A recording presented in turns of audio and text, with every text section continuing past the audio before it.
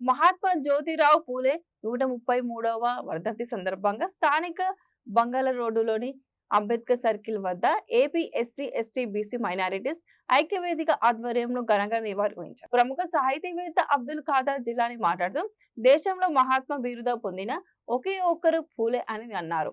భారతదేశ మొట్టమొదటి సామాజిక విప్లవకారుడని అన్నారు. మహిళలకు విద్య కోసం, సమానత్వం కోసం, అంటరానితన నిర్మూలన కోసం మత మౌఢ్యాన్ని పారద్రోలి చైతన్యం కలిగించి దేశంలో స్త్రీల కొరకు పాఠశాలలు స్థాపించిన మొట్టమొదటి వ్యక్తి పూలే అని కొనియాడారు. కార్యక్రమంలో అబ్దుల్ ఖాదర్ జిలానీలతో పాటుగా జాకబ్, కస్తూరి శ్రీనివాసరావు, బొడ్డుపల్లి శ్రీరామచంద్రమూర్తి, పువ్వాడు వెంకటేశ్వర్లు, జ్యోతిరావు పూలే చిత్రపటానికి పూలమాలలు వేసి ఘన నివాళులు అర్పించి తదితరులు పాల్గొన్నారు. జ్యోతిరావు పూలే మహారాష్ట్రలోని సతారా జిల్లాలో జన్మించారు.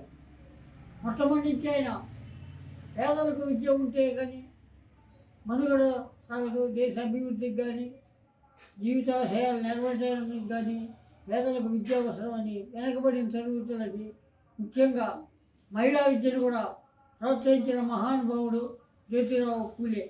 ఆయన తీసుకొచ్చిన సంస్కరణలు చాలా ఉన్నాయి. పేదల విద్య కోసం పరితపించి విద్యార్థులకి ఎన్నో విద్యార్థులకు విద్యను నేర్పిన మహానుభావుడు జ్యోతిబా ఫులే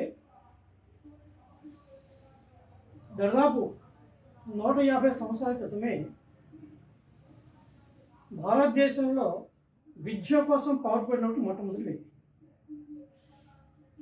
విద్య మీద ప్రభుత్వాలకు ఏమాత్రం ఇష్టం ఉండేది కాదు, ఆసక్తి ఉండేది కాదు. అలాంటి సమయంలో కేవలం నిమ్నజాతి వర్గాలే కాకుండా అగ్రవర్గాల్లో కూడా స్త్రీ విద్యను వ్యతిరేకించే వాళ్ళు ఉండేవారు. ఆయన మనం నిమ్నజాతి వర్గాల విద్య కోసం పాటుపడ్డానుకుంటాం. నిమ్నజాతి వర్గాల విద్య కోసమే కాకుండా అగ్రవర్ణాల్లో కూడా స్త్రీల విద్య ఎప్పుడైతే తగ్గిపోతుందో, స్త్రీల విద్యకు ఇంపార్టెన్స్ లేని కాలంలో ఎవరైనా సరే అగ్రవర్ణం కానివ్వండి, నిమ్నవర్ణం కానివ్వండి, వాళ్ళకి చదువు అనేది చాలా ముఖ్యం అని చెప్పేసి చాటి చెప్పినటువంటి వ్యక్తి మన జ్యోతిబా ఫులే. దీనికి విద్య కావాలని మొట్టమొదట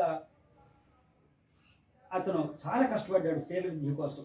ఆయన భార్యను చదివించాడు, ఉపాధ్యాయురాలుగా చేశాడు, అనేక అవమానాలకు కూడా గురైంది ఆ మహిళ. అయినప్పటికీ కూడా ఆమె ఏం బాధపడకు, చింతించకు అని ఆయన ధైర్యం చెప్పేవాడు అనమాట. ఆయన మొట్టమొదట 1-2 స్కూళ్ళు ఓపెన్ చేసి, అట్లాగే నిమ్న జాతులు వాళ్ళకి వేరేగా పాఠశాల ఏర్పాటు చేశారు. అట్లాగే వితంతు పిల్లలకి వాళ్ళకి ఆశ్రమాలు కూడా ఏర్పాటు చేయడం కూడా జరిగింది. భారతదేశంలో ఉద్భవించిన సంఘ సంస్కర్తల్లో జ్యోతిబా ఫులే ప్రముఖుడు. మహిళల్లో కూడా విద్య కావాలి అన్న ఉద్దేశంతో మహిళలతో విద్యను ప్రచారం చేయబోతే ఆనాటి సమాజం వారిని ఎన్నో విధాలుగా వేధించింది. అయినా కూడా వెనకడు వేయక వారు పోరాటం చేస్తూ ఉంటే వారి పోరాటానికి సహాయంగా షేక్ ఉస్మాన్ అనే వ్యక్తి తన ఇంటిని మీరు విద్యాలయంగా మార్చుకోవచ్చు అని చెప్పి తన ఇంటిని జ్యోతిరావు ఫులేకి ఇచ్చారు.